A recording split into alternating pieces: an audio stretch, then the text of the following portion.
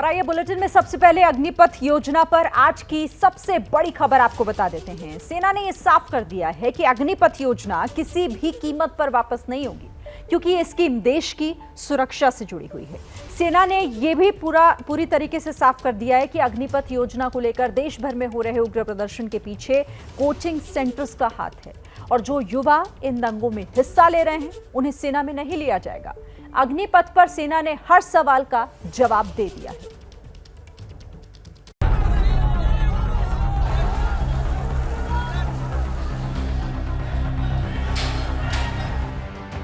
देश भर में अग्निपथ योजना के खिलाफ हुए विरोध, आगजनी और उग्र प्रदर्शन ने सेना और सरकार की नींद उड़ा दी है। देश भर में युवा विरोध प्रदर्शन करते हुए मांग कर रहे थे कि अग्निपथ योजना को वापस लिया जाए। युवाओं के इस गुस्से को शांत करने के लिए सेना ने अपनी तरफ से समझाने की मुहिम शुरू कर दी है। सेना के तीनों अंगों ने अग्निवीर योजना को लेकर एक साझा प्रेस कॉन्फ्रेंस को संबोधित किया, जिसमें सेना ने साफ कर दिया कि अग्निपथ योजना को किसी हाल में वापस नहीं लिया जाएगा। पता कितनी कैजुअलिटीज आती हैं just for health purposes from high altitude areas. आप पढ़िएगा, ओके, तो तब आपको पता चलेगा यंग क्यों जरूरी है, ओके, एंड क्या जरूरत है उसकी। तो ये रोल बैक करने की तो मेरे तरफ से तो आपको कोशिश करनी चाहिए कि बिल्कुल रोल बैक। हिंसा कर रहे उपद्रवियों को लेकर भी सेना ने सख्त रुख दिखाया है। सेना का कहना है कि सेना की नींव अनुशासन पर आधारित है। ऐसे में जो भी युवा इस तरह के उपद्रव कर रहे हैं उन्हें सेना में शामिल नहीं किया जा सकता। अग्निपथ मॉडल बनाने में अहम भूमिका निभाने वाले लेफ्टिनेंट जनरल पुरी ने कहा कि हर एक अग्निवीर का पुलिस वेरिफिकेशन अनिवार्य होगा। उन्हें शपथ पत्र भी देना होगा कि वो कभी किसी उपद्रव या दंगा फसाद में शामिल नहीं हुए हैं। उन्होंने बताया कि अग्निवीरों की भर्ती प्रक्रिया सभी अभ्यर्थियों के आधार नंबर से जुड़ी होगी, जिससे किसी भी गैर सामाजिक युवाओं की पहचान करने में आसानी होगी। सेना का कहना है कि अग्निवीर स्कीम को और उग्र प्रदर्शन हो रहे हैं, उसके पीछे कोचिंग सेंटर और अवांछित तत्व हैं। जो हमारे साथ अग्निवीर स्कीम में जुड़ना चाहता है वो अपना सर्टिफिकेट देगा, प्लेज करेगा कि उसने ना तो किसी प्रोटेस्ट में हिस्सा लिया है, ना ही किसी तोड़फोड़ में हिस्सा लिया है। ये प्रावधान करा गया है। एंड आप सबको मालूम है आजकल कहीं पे भी फोटो खींचेगी और वो आधार कार्ड के साथ जुड़ेगी। Police verification is 100%। कोई नहीं आ सकता फौज में विदाउट पुलिस वेरिफिकेशन। अगर वो ट्रेनिंग सेंटर्स हैं आर्मी के, वो नहीं पहुंच सकते वहां पे। डीएमए के additional secretary lieutenant general Anil Puri ने प्रेस कॉन्फ्रेंस में ये बात साफ तौर से कही कि गृह मंत्रालय और दूसरे महकमों द्वारा अग्निवीरों को दिए जाने वाले 10% आरक्षण की घोषणा उग्र प्रदर्शन के दबाव में नहीं दी गई है। ये पहले से तय था, यानी कि अग्निवीरों को सेना से बाहर निकलने पर यानी रिटायरमेंट पर इस तरह की सुविधाएं मिलना पहले से तय था। लेफ्टिनेंट जनरल पुरी ने मीडिया कर्मियों को बताया कि अग्निवीर योजना के तहत सेना को युवा बनाने की कोशिश है, क्योंकि करगिल वॉर रिव्यू कमेटी और अरुण सिंह कमेटी पहले ही सैनिकों की उम्र को लेकर सवाल खड़ी करती आई है। करगिल युद्ध के समय एक सैनिक की औसत आयु 30 से ज्यादा थी। अभी ये उम्र 32 साल है, जबकि अग्निवीर योजना के तहत एक सैनिक की औसत आयु 26 वर्ष करने का प्लान है, जैसा कि दुनिया भर की विकसित सेनाओं में है। आपको बता दें कि करगिल कमेटी करगिल युद्ध की समीक्षा के लिए बनाई गई थी, जबकि अरुण सिंह 80 के दशक में राजीव गांधी की सरकार में रक्षा राज्य मंत्री थे और उनके नेतृत्व में बनी कमेटी ने सेना में सुधारों को लेकर 1990 में अपनी रिपोर्ट सरकार को सौंपी थी। It is the only progressive step to make the country young. Why is it being made young? There is no space. एक ही सिर्फ है देश की रक्षा करने के लिए, और देश की रक्षा करने के लिए मैं आपको एग्जांपल देता हूं। पता कितनी कैजुअलिटीज आती हैं just for health purposes from high altitude areas. आप पढ़िएगा, ओके, तो तब आपको पता चलेगा यंग क्यों जरूरी है, ओके, एंड क्या जरूरत है उसकी। एबीपी न्यूज के इस सवाल पर कि क्या अग्निपथ योजना को आनन फानन में लाया गया, जिसके चलते ही 2 दिन के भीतर ही प्लान में संशोधन कर इस साल के लिए अग्निवीरों की अधिकतम आयु 23 साल करनी पड़ी है, इस पर एयरफोर्स के एओपी यानी air officer incharge personnel air marshal S K Jha ने बताया कि अग्निपथ योजना पर पिछले 2 साल से काम चल रहा था और इस मॉडल पर कई बार चर्चा भी हो चुकी थी।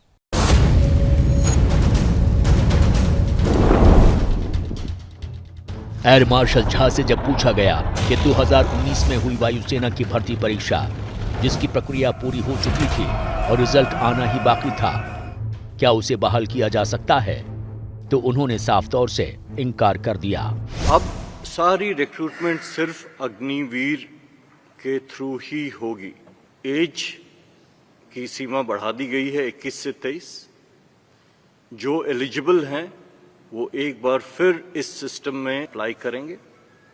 2 साल एक लंबी अवधि होती है, मेडिकल कंडीशन उनकी वगैरह, तो इनका एक बार फिर से स्क्रीनिंग होगा, फुल प्रोसेस, एंड उसके बाद ही एयरफोर्स में चयन किया जाएगा। लेफ्टिनेंट जनरल पुरी के मुताबिक कोरोना महामारी इस योजना के लिए एक तरह से आपदा में अवसर था, क्योंकि 2 साल से सेनाओं में भर्ती प्रक्रिया रुकी हुई थी, जिसके चलते अग्निपथ योजना को क्रियान्वयन में लाने में मदद मिली। प्रेस कॉन्फ्रेंस में बताया गया कि 5 दिन बाद यानी 24 जून को वायुसेना में अग्निवीरों की भर्ती का नोटिफिकेशन जारी कर दिया जाएगा। इसके ठीक 1 महीने के बाद यानी 24 जुलाई को ऑनलाइन एग्जाम आयोजित किया जाएगा। दिसंबर में 25,000 अग्निवीरों का पहला बैच थल सेना में शामिल हो जाएगा और 30 दिसंबर से अग्निवीरों की ट्रेनिंग भी शुरू हो जाएगी। वायुसेना की वेबसाइट पर दी गई जानकारी के मुताबिक कोई भी अग्निवीर अपनी मर्जी से 4 साल के भीतर अपनी सेवाएं नहीं छोड़ सकेगा। उसे 4 साल का कार्यकाल पूरा करना होगा। इसके अलावा ड्यूटी पर वीरगति को प्राप्त होने पर उसके परिवार को करीब 1 करोड़ की सहायता राशि दी जाएगी। हालांकि अग्निपथ योजना सेना के तीनों अंग यानी थल सेना, वायुसेना और नौसेना के लिए है, लेकिन हर सर्विस अपनी अपनी जरूरतों, अपेक्षाओं और सुविधाओं के अनुरूप अपने अपने रूल्स और चार्टर तैयार कर रही है। नौसेना ने बताया कि अग्निवीरों के पहले बैच में महिला और पुरुष दोनों शामिल होंगे। 25 जून तक नौसेना में भर्ती के लिए विज्ञापन जारी कर दिया जाएगा और 21 नवंबर को अग्निवीर के पहले बैच को INS चिल्का नेवल बेस पर ट्रेनिंग के लिए रिपोर्ट करना होगा। अग्निपथ योजना के तहत महिला अग्निवीरों को समंदर में युद्धपोत पर तैनात करने की भी पूरी तैयारी कर ली गई है। वाइस एडमिरल त्रिपाठी ने यह भी बताया कि फिलहाल नौसेना की 30 महिला अधिकारी अलग अलग युद्धपोत पर तैनात हैं। ऐसे में युद्धपोतों पर अग्निवीर महिला नौसैनिकों की तैनाती की भी पूरी तैयारी कर ली गई है। हम लोग ने भी अपनी रिक्रूटमेंट प्रक्रिया शुरू कर दी है और अगले 2-3 दिनों में 25 जून तक जो हमारा एडवर्टीजमेंट है वो मिनिस्ट्री ऑफ इंफॉर्मेशन ब्रॉडकास्टिंग में पहुंच जाएगा। 1 महीने के अंदर जो हमारे स्टेप्स हैं रिक्रूटमेंट के वो सब शुरू हो जाएंगे। अग्निपथ योजना के तहत अग्निवीरों की भर्ती प्रक्रिया के लिए थल सेना ने भी अपना प्लान तैयार कर लिया है। इस प्लान के तहत जुलाई के महीने में भर्ती का नोटिफिकेशन जारी कर दिया जाएगा और पहली रिक्रूटमेंट रैली अगस्त के महीने में होगी। लेफ्टिनेंट जनरल CP पोनप्पा ने बताया कि थल सेना में अग्निवीरों की भर्ती के लिए 1 जुलाई को पहला रिक्रूटमेंट नोटिफिकेशन आएगा और अगस्त के महीने में पहली रिक्रूटमेंट रैली का आयोजन किया जाएगा। इसके बाद सितंबर, अक्टूबर और साल के अंत तक 83 रिक्रूटमेंट रैलियां देश के अलग अलग राज्यों में आयोजित की जाएंगी। इन रैलियों के माध्यम से थल सेना में करीब 45,000 अग्निवीरों की भर्ती की जाएगी।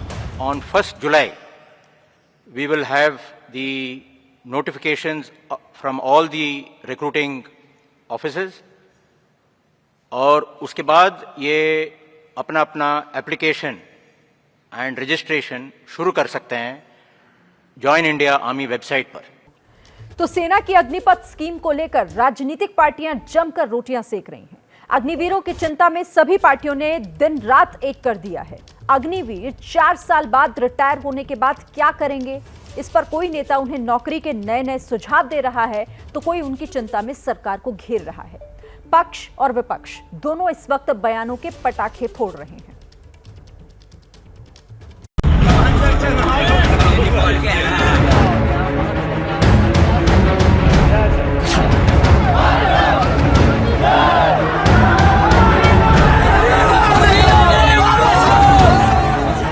सेना की अग्निपथ योजना को लेकर देश भर में हुई इस हिंसा पर राजनीति न हो, ऐसा कैसे हो सकता है?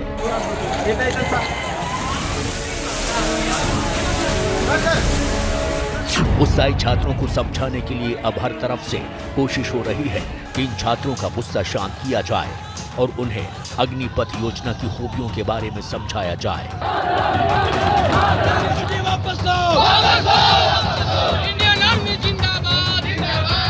खास तौर से सेना से 4 साल बाद रिटायर होने पर उनका क्या भविष्य होगा, इसे लेकर सबसे ज्यादा चर्चा हो रही है। बीजेपी महासचिव कैलाश विजयवर्गीय ने क्या सुझाव दिया है, ये सुनिए। जब वो ट्रेनिंग लेगा और 4 साल की सेवा करने के बाद निकलेगा, 17.5 साल से 23 साल तक की उम्र। यदि वो 21 साल में भी भर्ती होता है, 4 साल काम करता है तो 25 साल।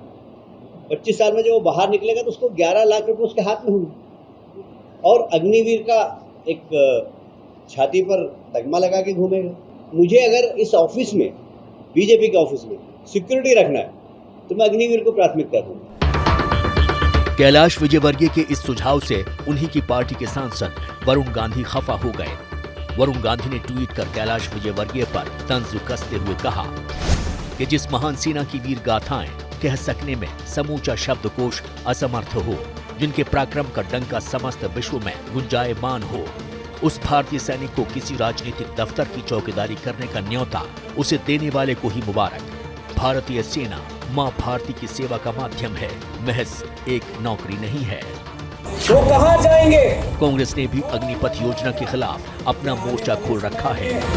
उत्तर पूर्वांचल में जिस प्रकार के जो संगठन है, कांग्रेस महासचिव प्रियंका गांधी ने दिल्ली के जंतर मंतर पर प्रदर्शन किया और कांग्रेस कार्यकर्ताओं से देश भर में प्रदर्शन को कहा। उन्होंने छात्रों से हिंसा रोकने की अपील भी की। तू न थकेगा कभी, तू न थमेगा कभी, तू न झुकेगा कभी, कर शपथ, कर शपथ, कर शपथ। इस कविता का नाम आपने एक ऐसी स्कीम को दे दिया है जो इस देश के नवयुवकों को मार डालेगा।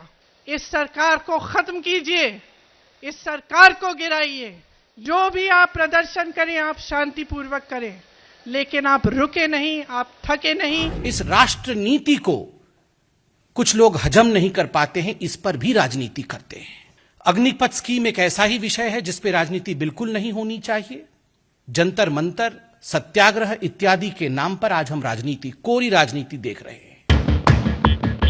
अग्निवीरों का भविष्य कैसा होगा, इसे लेकर सरकार की तरफ से भी बयानबाजी हो रही है। केंद्रीय मंत्री जी किशन रेड्डी ने भी अग्निवीरों का 4 साल का कार्यकाल खत्म होने के बाद भविष्य के बारे में क्या कहा, सुनिए। వాళ్ళందరికీ స్కిల్లింగ్ నేర్పుతాము, వాళ్ళందరూ కూడా స్కిల్లింగ్ నేర్పి స్కిల్ ఇంట్రెస్ట్ లేని వాళ్ళు అంత పనులు చేయొచ్చు. దీంట్లో రకరకాలుగా ఉంటాయండి. ఇందులో మిలిటరీలో కూడా డ్రైవర్స్ వేరే ఉంటారు, ఎలక్ట్రీషియన్స్ వేరే ఉంటారు, అందులో బట్టలు ఉతికే వాళ్ళు వేరే ఉంటారు, లేకపోతే మరి మన హెయిర్ కటింగ్ చేసే వాళ్ళు ఉంటారు. ఈ రకంగా వేల పోస్టులు ఉంటాయి. किशन रेड्डी के बयान पर शिवसेना सांसद प्रियंका चतुर्वेदी ने हमला बोला। प्रियंका चतुर्वेदी ने ट्वीट कर कहा कि सशस्त्र बल अब अग्निपथ भर्ती योजना के तहत देश के लिए स्किल्ड लेबर जैसे ड्राइवर, इलेक्ट्रीशियन आदि के लिए एक प्रशिक्षण मैदान होगा। एक नई उपलब्धि का पता चला। AIMIM सांसद असदुद्दीन ओवैसी उन नेताओं में से हैं जिन्होंने अग्निपथ योजना को लेकर लगातार मोर्चा खोला हुआ है। रांची में उन्होंने फिर पीएम मोदी पर हमला बोला। भारत की सुरक्षा से वो खिलवाड़ कर रहे हैं। हमारी फौज में 1 लाख की वैकेंसी है और हम सिर्फ 45,000 लेने जा रहे हैं। 4 साल के लिए क्या सीखेगा कोई भी? फौज में, नेवी में, एयरफोर्स में कोई लड़के जाते हैं हमारे, तो वो एक ऑनरेबल प्रोफेशन है, देश के लिए कमिटमेंट होता है उनका, और वो तमाम चीजें बंद करके आप एक तमाशा कर रहे हैं। विपक्ष को बहुत जिम्मेदारी के साथ सारी बातें बोलनी चाहिए। गैर जिम्मेदाराना बयान और भड़काऊ बयान जो आ रहे हैं, ये अच्छी बात नहीं है। नेशनल प्रॉपर्टी हम सबकी है, उसके लिए हम लोग भी टैक्स देते हैं, आप लोग भी टैक्स देते हैं। एक अच्छी स्कीम आ रही है, सारे विभाग लेने को तैयार हैं। अग्निपथ योजना को लेकर हिंसा के बाद सरकार और सेना इसमें कई बदलाव कर रही है ताकि प्रदर्शनकारी छात्रों को शांत किया जा सके। कांग्रेस नेता सचिन पायलट ने इस बात पर भी सरकार को घेरा है। हमारी जो सेना का शौर्य बलिदान है वो सबसे ऊपर है और सेना का मनोबल कहीं कमजोर ना हो, नौजवानों का भविष्य अंधेरे में ना जाए। फौज में भर्ती होना लोगों का सपना है और ग्रामीण परिप्रेक्ष्य के जो लोग आते हैं, अधिकांश वो लोग फौज में भर्ती होते हैं। आज उनके रास्ते रोक दिए जाएं। अगर योजना में खूबियां हैं तो लगातार बदलाव क्यों कर रहे हैं? पॉलिसी अनाउंसमेंट करने के बाद 6 बदलाव कर चुके हैं। मैं अपने युवा साथियों से अपील करना चाहता हूं, ये अग्निपथ योजना ये क्रांतिकारी योजना है। ये दुनिया में भारत की फौज को मजबूती के साथ दुनिया में और ऊंचा स्थान रखने का एक बहुत बड़ा क्रांतिकारी कदम है, जिसको हमको समझना चाहिए। और इसलिए मैं युवाओं से निवेदन करूंगा, मुझे मालूम है कि उनको बरगलाने की कोशिश चल रही है। अग्निपथ योजना में कई नए बदलाव करते हुए सेना ने साफ कर दिया है कि ये योजना वापस नहीं होगी। ऐसे में इस मुद्दे पर कब तक राजनीति गर्म रहती है, ये देखना पड़ेगा। अग्निपथ योजना को लेकर सेना ने बेहद आज सख्त दिखाई दे रही थी। साफ उन्होंने कहा कि ये बहुत सोच समझकर देशहित में लिया गया एक फैसला है, लेकिन कुछ लोग साजिशन युवाओं को गुमराह करने की कोशिश कर रहे हैं। अग्निपथ के विरोध के पीछे साजिश।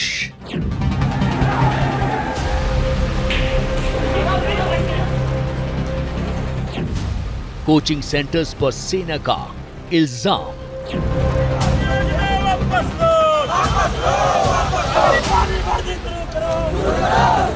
काफी बच्चे जो इसके अंदर पार्ट ले रहे थे वो ले लिए, उनको डाल दिया गया जेल में कई जगह के। अब इनको उकसारा कौन था? 2 किस्म के लोग थे, एक इनमिकल एलिमेंट्स, दूसरे कोचिंग इंस्टीट्यूशन जो चला रहे थे। साथ ही सेना की तरफ से 2 टूक कह दिया गया है कि बहकावे में आकर जिन युवाओं ने हिंसा का रास्ता अपनाया, उन्हें सेना में अब हरगिज जगह नहीं मिलने वाली। जो हमारे साथ अग्निवीर स्कीम में जुड़ना चाहता है वो अपना सर्टिफिकेट देगा, प्लेज करेगा कि उसने ना तो किसी प्रोटेस्ट में हिस्सा लिया है, ना ही किसी तोड़फोड़ में हिस्सा लिया है। ये प्रावधान करा गया है। एंड आप सबको मालूम है आजकल कहीं पे भी फोटो खींचेगी और वो आधार कार्ड के साथ जुड़ेगी, पुलिस वेरिफिकेशन इज 100%। कोई नहीं आ सकता फौज में विदाउट पुलिस वेरिफिकेशन। उसकी वो चिल्का, जैसे सर ने बोला था पहुंचेंगे, वो नहीं पहुंच सकते चिल्का। अगर वो ट्रेनिंग सेंटर्स हैं आर्मी के, वो नहीं पहुंच सकते वहां पे। तो ये प्रावधान कर दिए गए हैं। अग्निपथ को लेकर कोचिंग सेंटर्स की भूमिका पर इसलिए सवाल उठ रहे हैं क्योंकि चाहे यूपी हो या बिहार या राजस्थान या तेलंगाना, हर जगह जांच में पुलिस को हिंसा के बीच कोचिंग सेंटर्स की भूमिका के सबूत मिले हैं। अब इन्हें देख लीजिए। ये हैं अबुला सुब्बा राव। ये सिकंदराबाद में साई डिफेंस एकेडमी नाम से कोचिंग सेंटर्स चलाते हैं, जहां सेना में भर्ती की तैयारी कराई जाती है। आरोप है कि अग्निपथ योजना के ऐलान के बाद सुब्बा राव ने हकीमपेट आर्मी सोल्जर्स नाम से व्हाट्सएप ग्रुप बनाकर युवाओं को प्रदर्शन के लिए उकसाया, जिसके बाद सिकंदराबाद रेलवे स्टेशन पर भारी हिंसा हुई।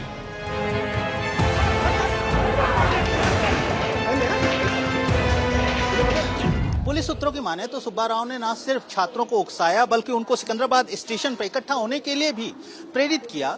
सुब्बा राव ने अन्य जो लॉजिस्टिक्स थी उपद्रवियों को वो भी प्रदान की। अब पुलिस इन्वेस्टिगेशन में सुब्बा राव का हाथ साफ जाहिर हो चुका है। वहीं रेलवे की माने तो इस पूरे घटनाक्रम में, पूरे उपद्रव में करीब 20 करोड़ की संपत्ति का नुकसान हुआ है।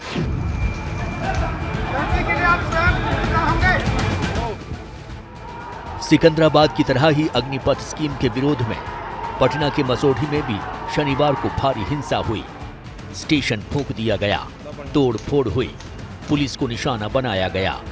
अब पटना पुलिस के हाथ कई ऐसे व्हाट्सएप चैट लगे हैं जो कोचिंग सेंटर्स की साजिश का पर्दाफाश कर रहे हैं। इसी आधार पर 4 कोचिंग सेंटर्स के खिलाफ केस कर दिया गया है। नहीं, ये अभी मसौढ़ी के ही हैं और हाँ मसौढ़ी के ही हैं, जिसमें से 3 की भूमिका सीधे सीधे पाई गई है। इसमें आपका आरक्षण कोचिंग संस्थान एक है मसौढ़ी में, और डीडीएस कोचिंग संस्थान है, यथार्थ कोचिंग संस्थान है। इन लोगों की भूमिका वहाँ पाई गई है और बहुत सीधे सीधे पाई गई है। बाकी जो कोचिंग संस्थान हैं उनका अभी नाम हम लोग इसलिए नहीं ले रहे हैं कि अभी हम लोग सत्यापन कर रहे हैं। जो भी डिटेल्स हम लोगों को मिले हैं, सत्यापन में अगर किसी की भूमिका पाई जाती है हिंसक गतिविधि में, आगजनी में, तोड़फोड़ में, उनके विरुद्ध भी हम लोग कड़ी कार्रवाई करेंगे। राजस्थान के सीकर में भी शनिवार को हुई हिंसा में सहयोग भाविया नाम के कोचिंग संचालक की गिरफ्तारी हुई है। प्रदर्शनकारियों के खिलाफ करीब 7 मुकदमे दर्ज किए गए और 17 व्यक्तियों को हमने गिरफ्तार किया था कल। आज न्यायालय ने उनको जेसी किया है, नीम का थाना जेल में भिजवाया है उनको। बाकी जो प्रदर्शनकारी हैं उनको वीडियो फुटेज के आधार पर हम आइडेंटिफाई कर रहे हैं और सभी मुकदमों में सख्त कार्रवाई इनके खिलाफ की जाएगी। अग्निपथ स्कीम के विरोध में हुई हिंसा को लेकर यूपी में भी कोचिंग संचालकों की धरपकड़ हो रही है। आगरा समेत कई जिलों में एहतियातन कोचिंग सेंटर्स को बंद कर दिया गया है। अलीगढ़ में तो 9 कोचिंग संचालक समेत 35 लोग गिरफ्तार किए गए हैं। अब पुलिस इनके खिलाफ और सबूत जुटा रही है। सोशल मीडिया के जो ग्रुप्स थे उनको भी चेक किया गया। इसमें जो कोचिंग संचालक थे, 9 कोचिंग संचालक को आज जेल भेजा गया है। इनके द्वारा जो इन अराजक तत्वों को वहाँ पे भड़काया गया और जो एस्पिरेंट्स थे उनके मध्य उनको वहाँ पर ये इस सब तरह की घटनाएं करने के लिए उकसाया भी गया था। इसी तरह जो सोशल मीडिया के जो लोग थे उनको भी चिन्हित किया गया और ऐसे लोगों को भी गिरफ्तार किया गया है। अग्निपथ योजना के खिलाफ ग्वालियर में भड़की हिंसा मामले में मोबाइल फोन्स और सीसीटीवी फुटेज ने साजिश की परतें खोल दी हैं। पकड़े गए युवाओं के मोबाइल की पड़ताल में पता चला कि सेना और पुलिस भर्ती की तैयारी कराने वाले कोचिंग के फिजिकल ट्रेनर मनोज सिंह परमार उर्फ फौजी भड़काऊ भाषण देकर युवाओं को हिंसा के लिए उकसाया था।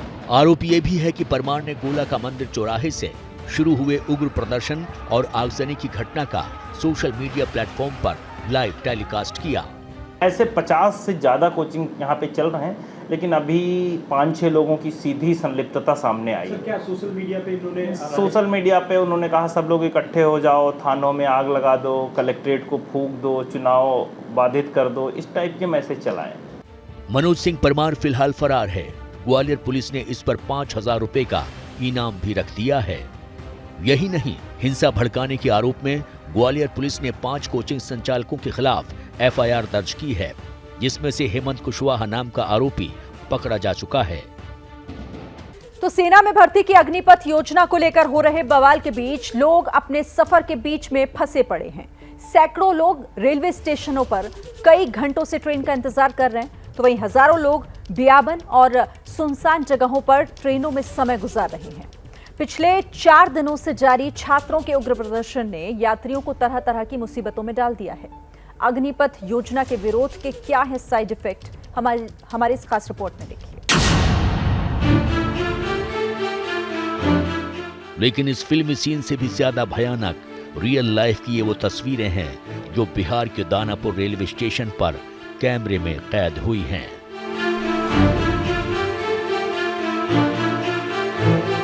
आपने वो फिल्म देखी होगी द बर्निंग ट्रेन, कैसे ट्रेन की रफ्तार थी और साथ में बॉगी में जो है वो आग लगा हुआ था और लोग भागने की कोशिश कर रहे थे। हालांकि ये ट्रेन खाली है, पर यह भयावह दृश्य है। ये अगर आप देखेंगे तो आपको लगेगा कि आखिर कुछ देर पहले कैसे इस ट्रेन में आग लगाई गई होगी।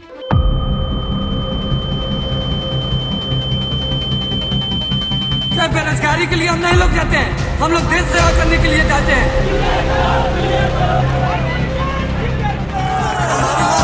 ये एग्जाम को जल्दी से मिलेगा।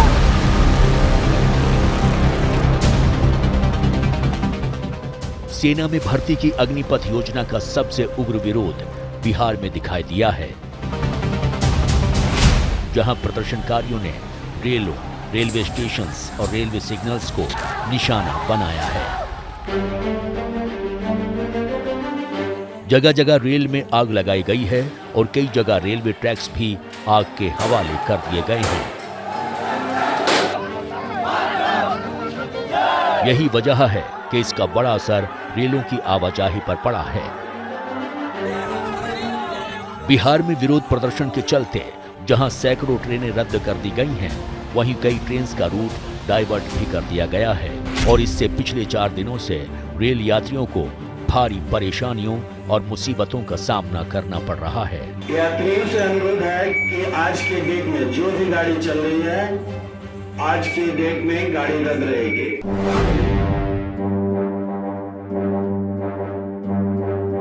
बिहार के बड़े हिस्से में ट्रेन की सेवाएं बंद कर दी गई हैं। सीवान भी उसमें से ही एक महत्वपूर्ण जिला है। अब देखिए लगातार कैंसल्ड कैंसल्ड कैंसल्ड कैंसल्ड, रद्द रद्द रद्द, ये लगातार जो ये चार्ट बोर्ड है जहां पर ट्रेनों से जुड़ी सूचना होती है, लिखी होती है। तमाम कैंसिल ट्रेनों के बीच में अच्छी बात यह है कि 2-3 ट्रेनें हैं जो आज चलेंगी, लेकिन लोगों की जो भीड़ है जस की तस सिवान स्टेशन पे बनी हुई है। तमाम ऐसे लोग हैं उम्मीद में बोर्ड को देख रहे हैं कि क्या हो ट्रेन को लेकर। कोई ट्रेन आप आए थे यात्रा करने के लिए, आज चल रही है कि कैंसिल है? कैंसिल है। कैंसिल है, तो किस उम्मीद में बैठे हैं आप?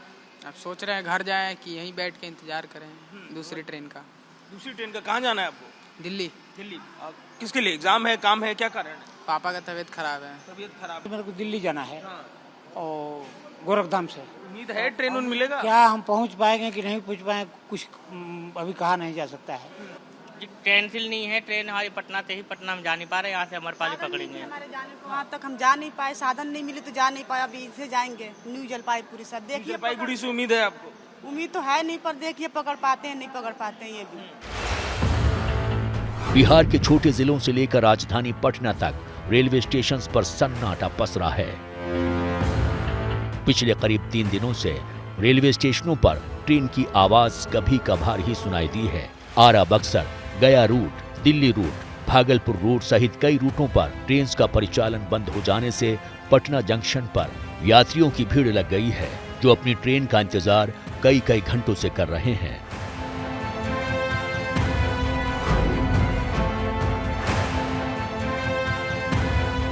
अग्निपथ स्कीम के खिलाफ छात्रों के प्रदर्शन का आज चौथा दिन है और जिस तरह से पिछले 3 दिनों में तोड़फोड़ और प्रदर्शन हुआ है, उसके बाद चौथे दिन किस तरह की स्थिति है, ये जानने के लिए, ये समझने के लिए पटना जंक्शन पर मैं पहुंची हूं। और मेरे पीछे एबीपी न्यूज के कैमरे से आप देख सकते हैं कि यहाँ पुलिस बल किस तरह से तैनात है। जहां जहां नजरें जाएंगी वहां आपको पुलिस बल और अस्त्र शस्त्र के साथ नजर आ रहे होंगे। सामने आपको एक बस नजर आ रही है, उसमें भी रिजर्व में यानी अतिरिक्त रैपिड एक्शन फोर्स की टीम जो है वो तैयार की गई है, ताकि अगर यहाँ सिचुएशन आउट ऑफ कंट्रोल होता है तो उसको नियंत्रण में किया जा सके। क्योंकि पिछले 3 दिनों की जो स्थिति है बिहार के अलग अलग जिलों से जो सामने आई है वो बिल्कुल भी अच्छी नहीं है।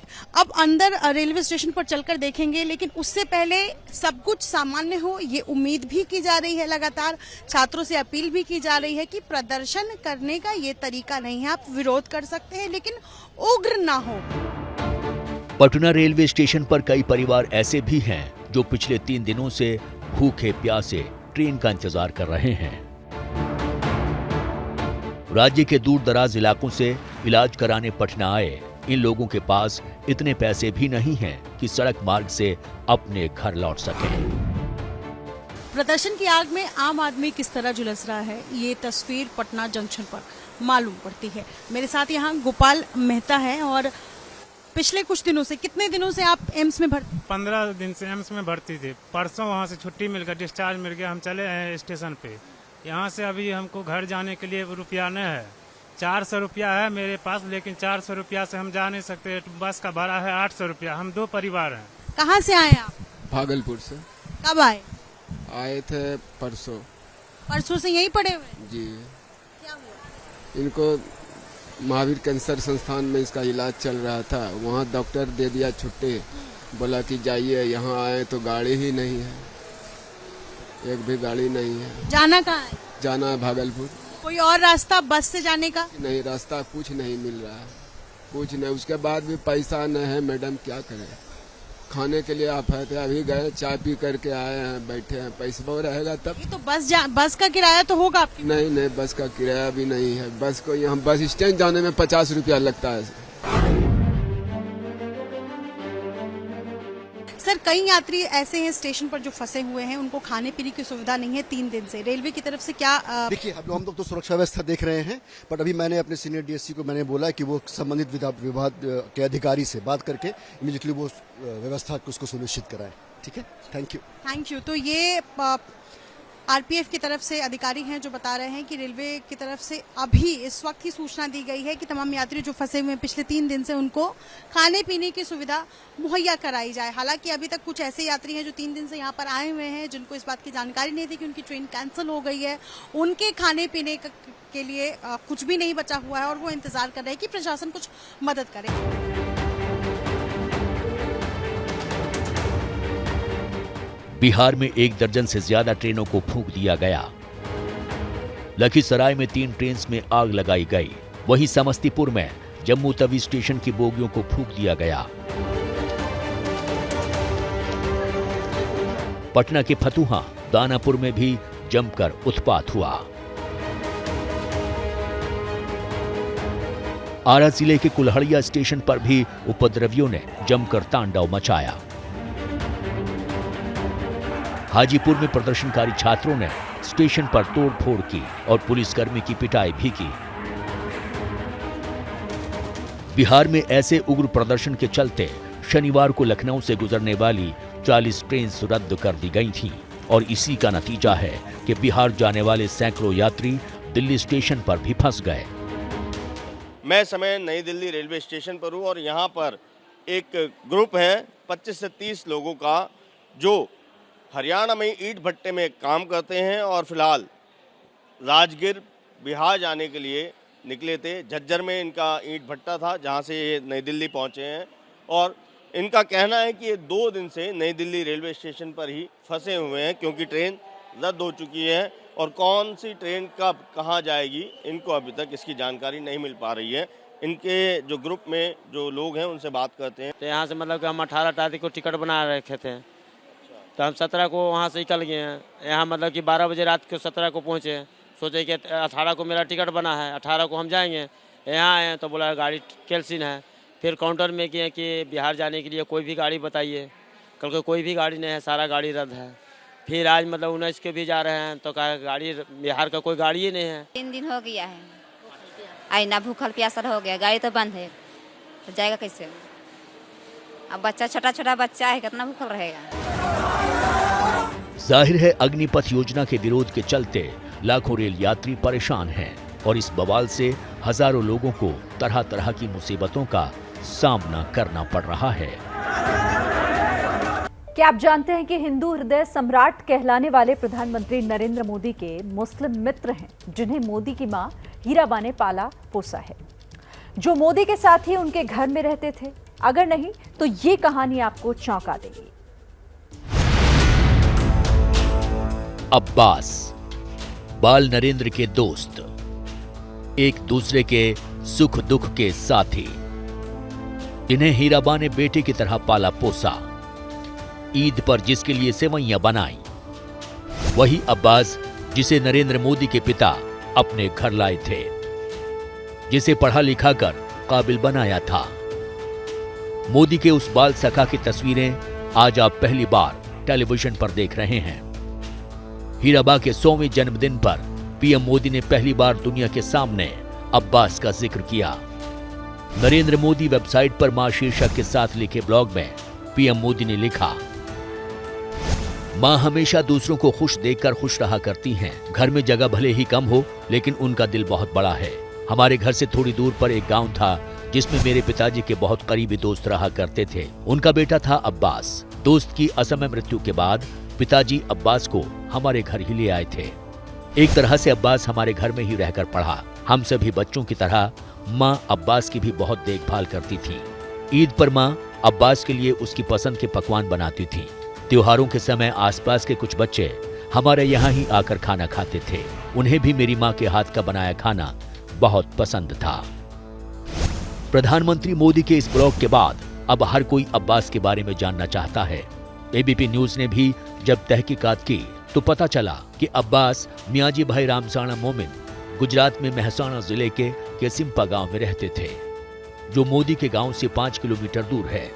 एबीपी न्यूज की टीम अब्बास जी से मिलने उनके गांव केसिम्पा पहुंची, जहां पता चला कि वो अपने अब छोटे बेटे और पत्नी के साथ ऑस्ट्रेलिया शिफ्ट हो चुके हैं। अब्बास भाई के बारे में और जानकारी हासिल करने के लिए हम उस बीएन हाई स्कूल पहुंचे जहां दोनों बचपन में साथ पढ़ा करते थे। केसिम्पा गांव से वापस लौटते वक्त हमारी मुलाकात अब्बास भाई के मामा के लड़के गुलाम हैदर और गांव के ग्राम पंचायत सदस्य हैदर भाई से हुई। इन दोनों से बातचीत में नरेंद्र मोदी और अब्बास भाई की जिंदगी से जुड़ी कई अनसुनी कहानियां सामने आईं। उसमें उनकी पुरानी दुकान थी वडनगर में, तो इनके जो हमारे अब्बास भाई थे ना, उनके वालिद साहब दोनों आपस में बाजू बाजू में दुकान थी तो चलाते थे। और उतने में हमारे फुआ जी का इंतकाल हुआ तो उस टाइम पे अब्बास भाई मोदी जी के घर पे रहते थे और वहाँ खाना बाना खाते थे और उनकी अम्मा जी उनको खाना खिलाती थी। और जब बच्चे थे उस टाइम की ये बहुत पुरानी बात है। हीराबा जो प्रधानमंत्री जी की माँ हैं, वो उन सब बच्चों का उसी तरह ख्याल रखती थी। बिल्कुल बिल्कुल, अपने बेटे की तरह रखती थी, ऐसी बात नहीं है, क्योंकि फैमिली रिलेशन थे ना, इसीलिए उनका आना जाना रहता था। और उस टाइम पे बहुत पुरानी ये बात है, तो क्यों उस टाइम पे इतनी पब्लिक को इतनी समझ भी नहीं थी और बुढ़पन में सब रहते थे, तो ऐसा ये कोई था नहीं, फैमिली रिलेशन थे, बिल्कुल थे। वो हीराबाई के यार अपने नरेंद्र मोदी के घर पे रहते थे बहुत 40-50 साल पहले। यहाँ हमें गांव में स्कूल नहीं था उस टाइम पे, तो भटनगर में जो BN हाई स्कूल था तो यहाँ वो पढ़ाई करते थे, और आने जाने में जो तकलीफ होती है तो मोदी जी के घर पे रहते थे।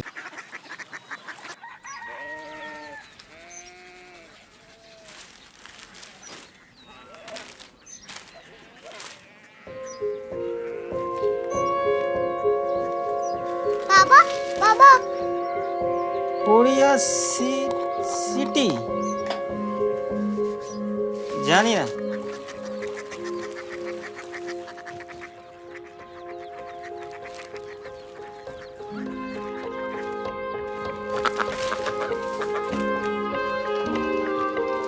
Korea city? हाँ।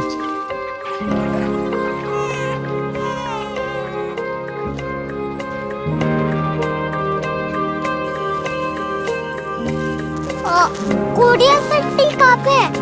शहर अंग्रेजी लगे हैं।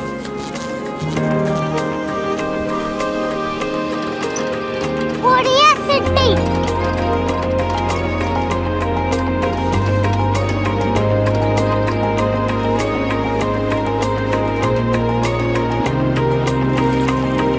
वो बहुत दूर है।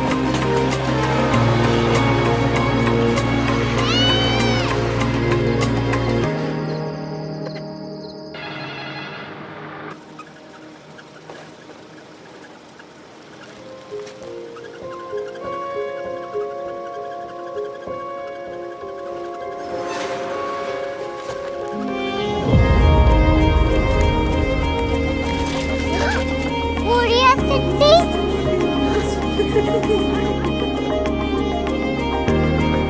दुनिया कुछ लोग बड़े होते हैं। कोरिया सिटी कहाँ है? प्रोफेसर साहब को पता होगा। हो, ये छोटा वाला ग्लोब लगता है और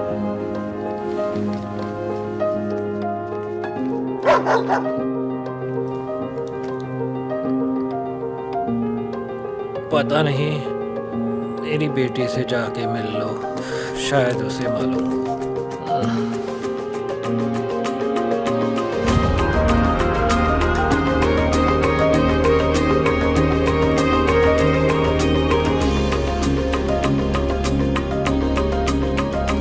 हाय, बाबा ने भेजा है। Come here. Korea city. Korea city नहीं, क्यूरियोसिटी। वो क्या?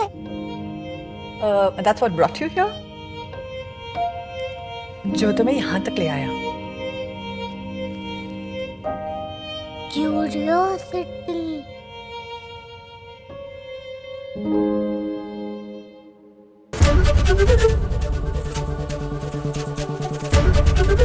ABP न्यूज आपको रखे आगे।